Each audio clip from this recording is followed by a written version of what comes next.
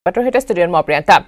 মাজুলী অফলামুখ ঘাটত উত্তপ্ত পৰিস্থিতিৰ সৃষ্টি হৈছে অফলামুখ ঘাটত যাত্ৰীৰ অভাৱনীয় ভিৰ পৰিলক্ষিত হৈছে পুৱতি নিশাৰ পৰা শাৰী পাতিছে টিকেটৰ বাবে যাত্ৰীসকলে টিকেট নাপায় যাত্ৰীৰ মাজত হাহাকাৰ পৰিৱেশৰ সৃষ্টি হৈছে ঘণ্টা ঘণ্টা ধৰি অপেক্ষা কৰিছে লাইনত ৰোগী সহ যাত্ৰীসকলে ৰোগী যাত্ৰীৰ টিকেট নোপোৱাত খুব উজাৰিছে লোকসকলে চূড়ান্ত অব্যৱস্থা মাজুলীৰ অফলামুখ ঘাটত আজিৰ পৰা চলিছে দুখন ৰৌ পেক্স আৰু অফলামুখ ঘাটৰ পৰা নিমাতী ঘাটলৈ পুৱা 9 বজা আৰু আবেলি 3 বজাত চলে ৰোপেক্স নিমাতী ঘাটৰ পৰা অফলামুখ ঘাটলৈ একে সময়তে চলে ৰোপেক্স কমলাবাৰীৰ পৰা নিমাতী ঘাটলৈ 8 বাজি আৰু 1 বজাত চলি আছে এমভি পানী জাহাজ নিমাতী ঘাটৰ পৰা কমলাবাৰী ঘাটলৈ 10:30 বজাত আৰু 3:30 বজাত চলে এমভি পানী জাহাজ এবাৰত মাত্ৰ 200 জন যাত্ৰীহে যাতায়াত কৰিব পাৰে এখন ৰোপেক্সত এদিনতে মাত্ৰ 400 যাত্ৰীহে যাব পৰাৰ ব্যৱস্থা আছে এমভি পানী জাহাজত মাত্ৰ 108 জন যাত্ৰীহে যাব পাৰে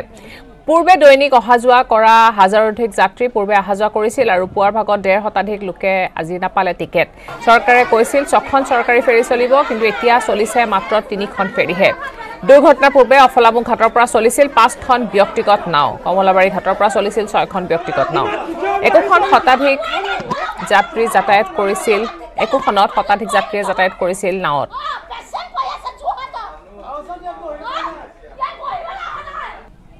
আৰু যাত্ৰীসকলে এনেকৈ যাত্ৰা কৰিবলৈ নাপায় এক হাহাকাৰ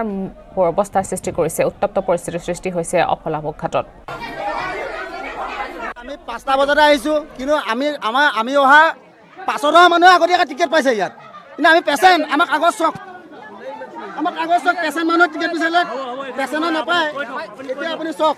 এইখিনি ডকুমেণ্ট চক পেচেণ্টৰ মানুহে নাপায় বাকি বেলেগে পায় আৰু পেচেণ্ট বুলি ক'লে আমাক কয় পেচেণ্ট তোমালোকৰ কিহৰ পেচেণ্ট বুলি কয় আমাক গতিকে কিবা এটা ডিচিজন আপোনালোকে অতি সোনকালে ল'ব লাগে আইডব্লিউডি মানুহে 2টা টিকেট দিছে এজন মানুহক আৰু আগতীয়াকৈ টিকেট দিছে পাছত লাইন পাতি থকা মানুহতকৈ আগতীয়াকৈ গৈ এইফালে সময় টিকেট লৈছে গতিকে আইডব্লিউডি মানুহৰ ওপৰত বিহিত ব্যৱস্থা ল'ব লাগে চৰকাৰে মইতো ৰাতিপুৱা 3:30 বজাতে আহিছোঁ আহি মোৰ আজি মানে ছোৱালী এডমিশ্যন আছে লাষ্ট ডেট আৰু লাষ্ট ডেট মই মানে অসুখীয়া গাই মই আহিছোঁ এডমিশ্যনটো আজি খাই গ'লে মোৰ ছোৱালীজনী ভৱিষ্যত একেবাৰে আদায় হৈ যাব গতিকে মই মানে প্ৰশাসনক এইটো এটা অনুৰোধ জনাইছোঁ মোক কিবা পকাই হ'লেও মোক আজি পাৰ কৰিবই লাগিব 2টা দিছে 3টা দিছে আমি মানুহৰ ৰাতিপুৱা লাইন পাতি আছে আমি টিকট পোৱা নাই 2টা 3টাকৈ টিকট দি পঠিয়াই দিলে আমি কেনেকৈ আমি লাইনত আছোঁ সময় লাইনত ৰাতিপুৱা 6টা বজাৰ পৰা খাব বাছ হৈ মাইকী মানুহ খা অলপ কষ্ট আছে নিশ্চিতভাৱে বৰ্তমান আমি অফলামুখ পাৰঘাটত উপস্থিত আছোঁ আৰু অফলামুখ পাৰঘাটত আচলতে যাত্ৰীৰ অভাৱনীয় ভিৰ পৰিলক্ষিত হৈছে পুৱা 5 বজাৰ পৰা বৰ্তমান তেওঁলোক লাইনত ৰৈ আছে আৰু লাইনত ৰৈ থাকি বৰ্তমানলৈকে যি টিকেট লাভ কৰিবলৈ আচলতে সক্ষম হোৱা নাই তেওঁলোক বিভিন্ন কামত বৰ্তমান এইসকল যাত্ৰী এনেদৰে ৰৈ থকা পৰিলক্ষিত হৈছে আমি বিভিন্নজন লোক আছে আমি ইয়াত জানিবলৈ চেষ্টা কৰিম আপুনি ক'ত যায় মই যাম দেৰগাঁও তাত মোৰ ফেমিলি আছে মই আনিবলৈ আহিছিলোঁ কেইটা বজাত আহিছিলে মই আহিছিলোঁ 4টা বজাত আৰু 4টাৰ পৰা আমি থিয় হৈ আছোঁ ইয়াত বৰ্তমান আৰু আমাৰ মতে আমি টিকট পাব লাগে কিন্তু তাত যোনসকলে টিকট দিছে তেওঁলোকে 2টা 3টা 4টা কাৰোবাক 5টালৈকে টিকট দি দিলে আৰু সেইটোৰ পৰা আমাৰ চকুৰ আগতে আমি নিজে দেখি আছোঁ একেবাৰে পিছত অহা মানুহসকলেও মানে এতিয়া বৰ্তমান গৈ ফেৰীত উঠিছেগৈ গতিকে আপোনালোকে চাওক ইয়াত জলসিঞ্চন বিভাগটো কিমান দালাল ৰূপে চলিছে আৰু নিশ্চিতভাৱে দেখুৱাইছোঁ সামগ্ৰিক পৰিৱেশ আৰু বৰ্তমান এয়া দেখিবলৈ পাইছে কেনেদৰে আচলতে শিশু কোলাত লৈ এনেদৰে এইসকল লোক বৰ্তমান এনেদৰে লাইনত থিয় হ'বলগীয়া হৈছে সামগ্ৰিক পৰিৱেশ দেখুৱাইছোঁ এয়া যাত্ৰীসকল আৰু যিসকলে নিজৰ শিশুক আচলতে এনেদৰে কোলাত লৈ পুৱা 5টাৰ পৰা এনেদৰে ৰৈ থাকিবলগীয়া হৈছে বাইদেউ ক'ত যায় মই যোৰহাট যাম মোৰ যোৰহাট মেডিকেলত বাইদেউ অপাৰেশ্যন আছে আৰু মোতকৈ পিছৰ মানুহক টিকেট দিছে তেওঁলোকে মোক টিকেট দিয়া নাই মানে কিয় দিয়া নাই কি তেওঁলোকে এইটো গাফিলতি কৰিছে তাত 5টা 6টা টিকেট দিছে এজন মানুহক আৰু আমাৰ মেডিকেল পেচেণ্টখিনিক তেওঁলোকে আগত টিকেট দিব লাগে সদায় ডকুমেণ্টছ আছে ডকুমেণ্টছ থকা টিকেট দিয়া নাই দেখুৱাইছোঁ পুলিচ প্ৰশাসনকো দেখুৱাইছোঁ তেওঁলোকে বাইদেউ ধৈৰ্য ধৰক দিম বুলি কৈ এতিয়ালৈকে নাই দিয়া নাই দিয়া তেওঁলোকে এটাই ৰুল কৰিব লাগিছিলে মেডিকেল আৰু আমাৰ ছাত্ৰ ছাত্ৰীখিনিক তেওঁলোকে আগতীয়াকৈ টিকেট দিব লাগিছিলে তাৰ পিছত যিকেইজন মানুহে পাই দিব লাগিছিলে কিন্তু সেই কামটো নাই কৰা প্ৰশাসন কিয় থাকিব লাগে ইয়াত প্ৰশাসন থাকিব নালাগে আমাৰ মাজুলীত কোনো থাকিব নালাগে মই কৈছোঁ সেইখিনি আইন আমাক নালাগে আমাৰ আত্মীয় ৰাইজে আমি বিচাৰি পাম দেই তেওঁলোকৰ এটা টিকেটৰ কাৰণে নিশ্চিতভাৱে হ'ল বৰ্তমান মাজুলীৰ যিসকল যাত্ৰী এই যাত্ৰীসকলৰ ক্ষোভ আৰু যাত্ৰীসকলৰ দুখ কাৰণ পুৱা 5টা 4টাৰ পৰা বৰ্তমান এই অফলামুখ পাৰঘাটত তেওঁলোকে ৰ'দত আচলতে লাইন পাতি আছে আৰু লাইন পাতি থকাৰ সময়ত বৰ্তমানলৈকে আচলতে কোনো ধৰণৰ ব্যৱস্থা পোৱা নাই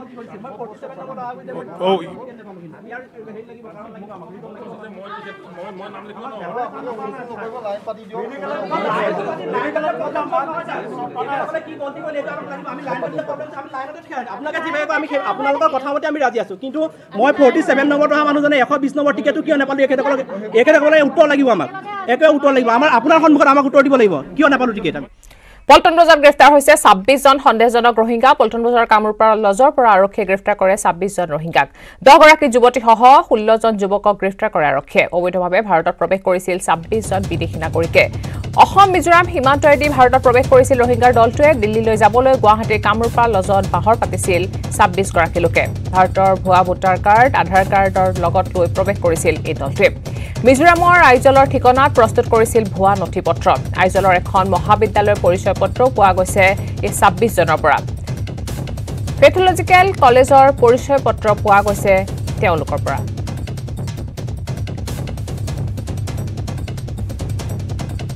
দিল্লীলৈ যাবলৈ যোজা কৰোতে গ্ৰেফতাৰ কৰে এই দলটোক অসম আৰক্ষীয়ে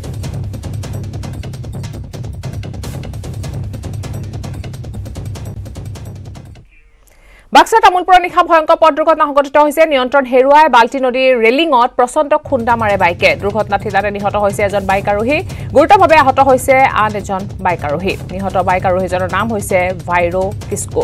বন্ধুৰ সৈতে নাগৰি জুলিলৈ ফুৰিবলৈ আহিছিল দুয়ো আৰু সংঘটিত হৈছে দুৰ্ঘটনাটো আজি প্ৰায় 6:30 মান বজাত তাৰ পৰা এজন লোকে ফোন কৰি পেলাই জনাই যে এখন এফজেড বাইক তাতে ৰেলিঙত খুন্দিয়াই পেলাই তাতে পৰি আছে বুলি সেইমতে আমি খবৰ পাই পেলাই জেগাত যাওঁ গৈ পেলাই তাতে দুজন মানুহ পৰি থকা আমি লক্ষ্য কৰোঁ তাৰে এজনৰ নাম হ'ল নিতুমণি কলিতা 28 বছৰৰ ল'ৰা আৰু এজন যোনজন মানে পিলিয়ন আছিলে তেওঁৰ নাম হ'ল ভাইৰো কিস্কো যোনজন তাতে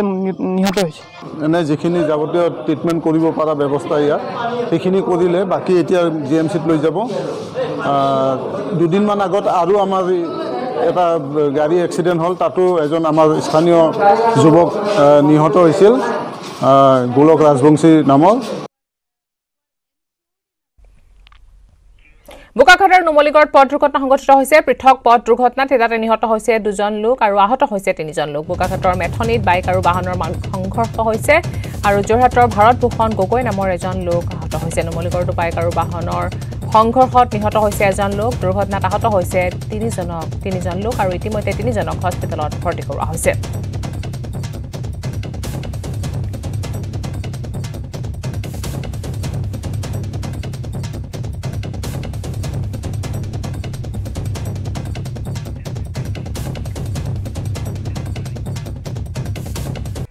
এক ব্ৰেকিং নিউজ বিশ্বনাথ জিলাৰ বিহালীৰ ৰাংচালি অঞ্চলৰ ব্ৰহ্মপুত্ৰ নদীত উদ্ধাৰ হৈছে এটা বেগ বেগৰ ভিতৰত আছে এজন লোকৰ গুৰুত্বপূৰ্ণ নথিপত্ৰ সহ পৰিচয় পত্ৰ বেগটোত পোৱা গৈছে লখিমপুৰৰ ঢকুৱাখানাৰ মদন পেগু নামৰ এজন লোকৰ নথিপত্ৰ voter card PAN card ATM কাৰ্ডৰ লগতে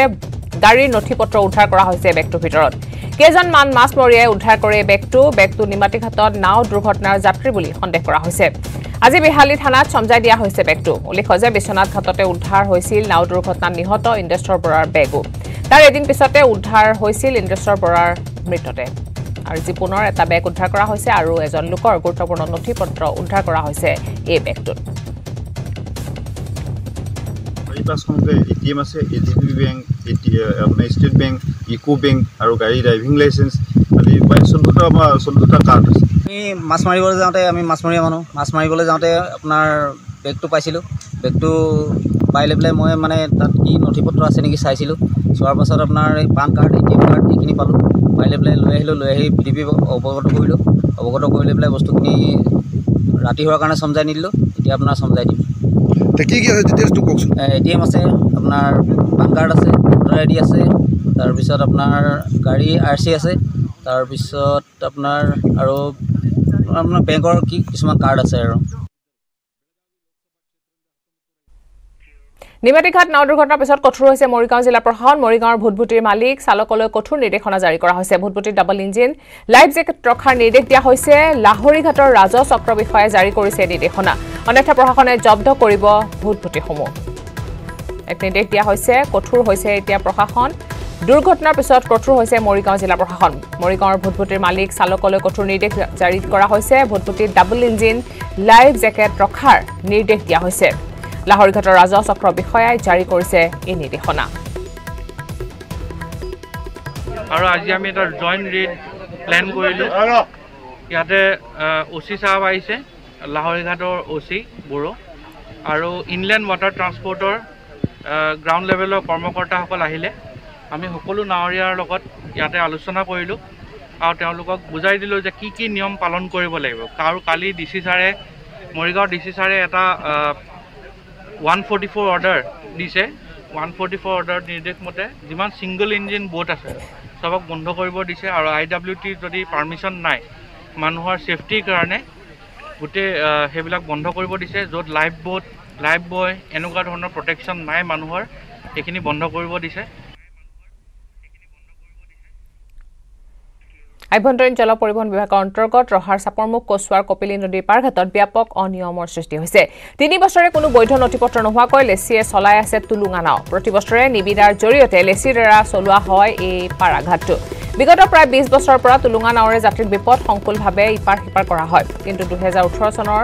7 ছেপ্টেম্বৰৰ পৰা পাৰাঘাটটো তুলুঙা নাও চলাচল বন্ধ কৰি দিছিল প্ৰশাসনে কিন্তু প্ৰশাসনৰ নিৰ্দেশ অমান্য কৰিও 3 বছৰে আভ্যন্তৰীণ জল পৰিবহণ বিভাগে ঘাটটোত লেচিৰ জৰিয়তে তুলুঙা নাওৰে যাত্ৰীক পাৰ কৰি আছে শেহতীয়াকৈ নিমাতীঘাটত কাণ্ডৰ পিছতে এতিয়া গা লৰিছে প্ৰশাসনে বন্ধ কৰি দিয়ে তুলুঙা নাওৰ চলাচল শনিবাৰে ৰহাৰ ৰাজহ চক্ৰ বিষয়া আহি লেচিৰ পৰা নাও চলাচলৰ বৈধ নথিপত্ৰ বিচাৰে যদিও লেচি কিংবা আভ্যন্তৰীণ জল পৰিবহণ বিভাগে কোনো নথিপত্ৰ দাখিল কৰিব নোৱাৰিলে অভিযোগ মতে ঘাটটোৰ দায়িত্বত থকা আভ্যন্তৰীণ জল পৰিবহণ বিভাগৰ বিষয়াই লেচিৰ জৰিয়তে অবৈধভাৱে ঘাটটোত নাও চলাই আছে ইপিনে ঘাটটো বন্ধ কৰি দিয়াত কপিলী নদীৰ দক্ষিণ পাৰৰ ৰাইজ তীব্ৰ সমস্যাত পৰিছে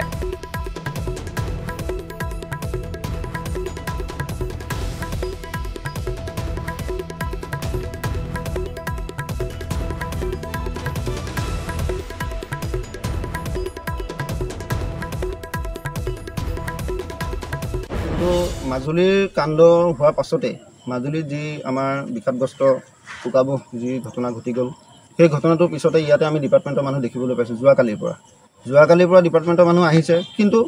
আজি বন্ধ কৰি দিলে ইতিমধ্যে হৈছে কি ৰাতিপুৱা যিখিনি মানুহ পাৰ হৈ গ'ল সেই মানুহ কিন্তু এতিয়াও ঘূৰি আহিব পৰা নাই এতিয়া সিটোফালে মানুহ ৰৈ আছে সেই মানুহখিনি কেনেকৈ পাৰ হ'ব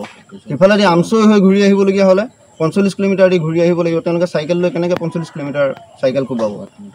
বিভিন্ন ধৰণৰ সমস্যা আছে আৰু আমি জানিব পাৰিছোঁ ইয়াতে যে 21জন ডিপাৰ্টমেণ্টৰ 21জন মানুহ ইয়াতে মানে এই কৰ্মস্থলীত তেওঁলোক থাকে বুলি গম পাওঁ কিন্তু আজিলৈকেতো আমি এই কৰ্মস্থলীত দেখাই নাপাওঁ আৰু তাৰোপৰি আটাইতকৈ ডাঙৰ সমস্যা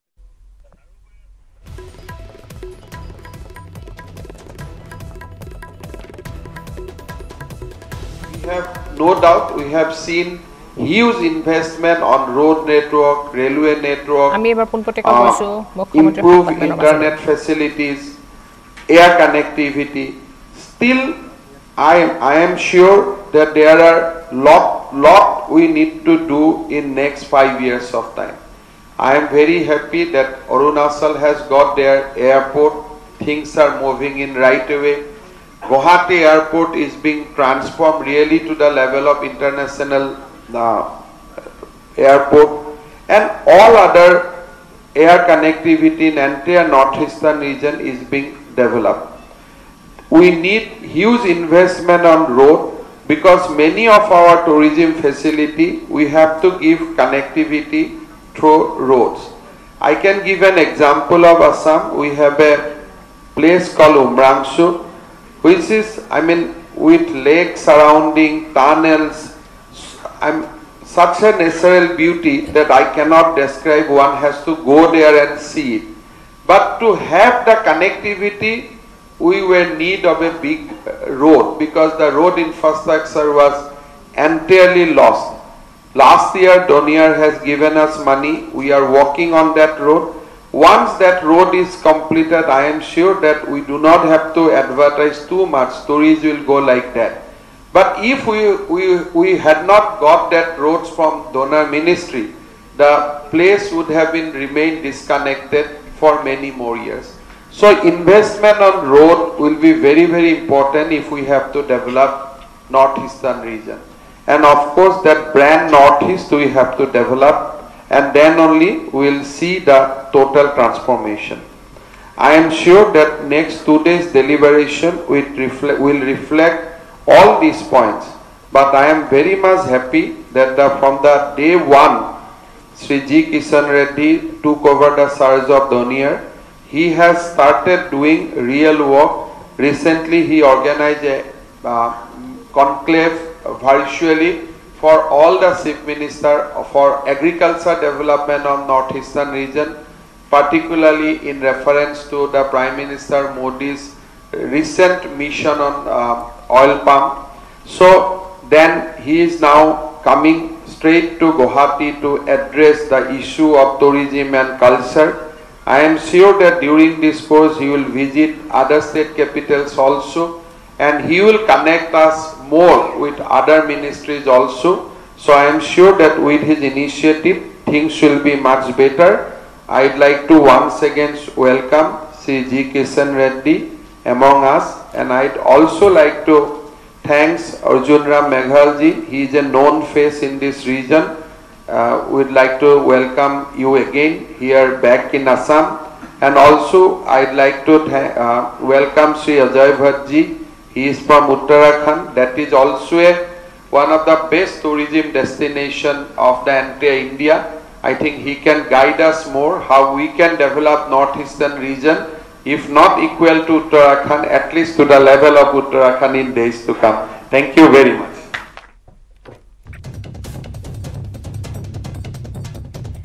এয়া আছিল হোটেল ৰেডিশ্যন ব্লুৰ পৰা পোনপটীয়া সম্প্ৰচাৰ উত্তৰ পূৰ্বৰ পৰ্যটন আৰু সাংস্কৃতিক বিভাগৰ মন্ত্ৰীৰ সন্মিলন অনুষ্ঠিত হৈছে। হোটেল ৰেডিশ্যন ব্লুত দুদিনীয়া কাৰ্যসূচীৰে বিশেষ সন্মিলনৰ আয়োজন কৰা হৈছে। পৰ্যটনৰ সাংস্কৃতিক ক্ষেত্ৰক আৰু আগুৱাই নিয়াৰ বাবে এই সন্মিলনৰ আয়োজন কৰা হৈছে।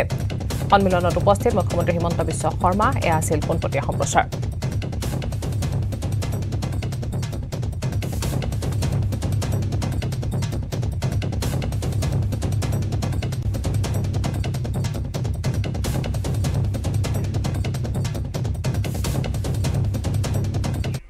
আগন্তুক উপনিৰ্বাচনৰ বাবে সাজু হৈছে প্ৰতিটো ৰাজনৈতিক দল। শিৱসাগৰ জিলাৰ থাওৰা সমষ্টিত একেদিনাই 14টাকৈ পথৰ আধাৰশিলা স্থাপন কৰে মন্ত্ৰী পিয়ুষ হাজৰিকাই। এক প্ৰকাৰ ঘোষণা কৰে থাওৰা সমষ্টিৰ বিজেপিৰ প্ৰাৰ্থী সুশান্ত বৰগোহাঁইৰ নামো। আনহাতে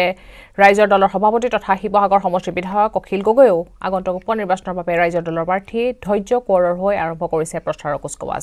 শিৱসাগৰৰ থাওৰা সমষ্টিৰ বকতাৰ এক সভাত অংশগ্ৰহণ কৰি অখিল গগৈয়ে প্ৰাক্তন বিধায়ক সুশান্ত বৰগোহাঁইক কটাক্ষ কৰে। চৰকাৰী নীতি নিয়ম ভংগ কৰি বিজেপি চৰকাৰে যিমানে আধাৰশিলা স্থাপনৰ ৰাজনীতি নকৰক কিয় সুশান্ত বৰগোহাঁইৰ বিশ্বাসঘাতকতা থাওৰা সমষ্টিৰ ৰাইজে ভালদৰে বুজি পাইছে বুলি মন্তব্য কৰে।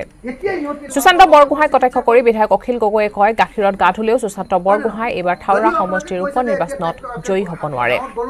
মই 1 বছৰ 7 মাহ জেলত আছো, 7 মাহ আছে। আজি আমি দেখিছোঁ যে সকলো নীতি নিয়ম ভংগ কৰি আজি থাওৰাত অসম চৰকাৰে যথেষ্টখিনি আধাৰশিলা স্থাপন কৰিছে।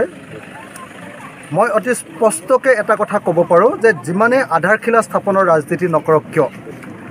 যিমানে উন্নয়ন হ'ব বুলি এটা নাটক নকৰক কিয়, এইবাৰ সুশান্ত বৰগোহাঁয়ে যদি গাখীৰেও গা ধুৱে তথাপিও এইবাৰ থাওৰাৰ পৰা তেওঁ জিকি যোৱাটো সম্ভৱপৰ নহ'ব। থাওৰাৰ যিমান অঞ্চললৈ গৈছোঁ, যিমানখন গাঁৱলৈ গৈছোঁ, প্ৰত্যেকজন মানুহে যিমানখন চাহ বাগিচা এলেকালৈ গৈছোঁ, প্ৰত্যেকজন ব্যক্তিয়ে এটাই কথা কৈছে যে আমি বিশ্বাসঘাতকতাৰ পুতক তুলিম, এই বিশ্বাসঘাতকক এইবাৰ আমি উচিত শিক্ষা দিম। গতিকে মই কেতিয়াও নাভাবোঁ যে সুশান্ত বৰগোহাঁই জিকিব। সুশান্ত বৰগোহাঁই হৰাটো 100% খাটাং। শিৱসাগৰ দিখৌমুখত চৰহা পোকৰ উপদ্ৰৱ, শ বিঘা ভূমিত ৰোৱা ধান খেতিত নষ্ট হোৱাত কৃষকৰ মাজত হাহাকাৰ পৰিৱেশৰ সৃষ্টি হৈছে। ভটিয়া বানে ইতিমধ্যে বহু বিঘা খেতি নষ্ট কৰাৰ পিছতে এইবাৰ চৰহা পোকৰ উপদ্ৰৱে অধিক জোৰুলা কৰিছে কৃষিজীৱী ৰাইজক, যাৰ বাবে এতিয়া মূৰে কপালে হাত দিছে খেতিয়কসকলে।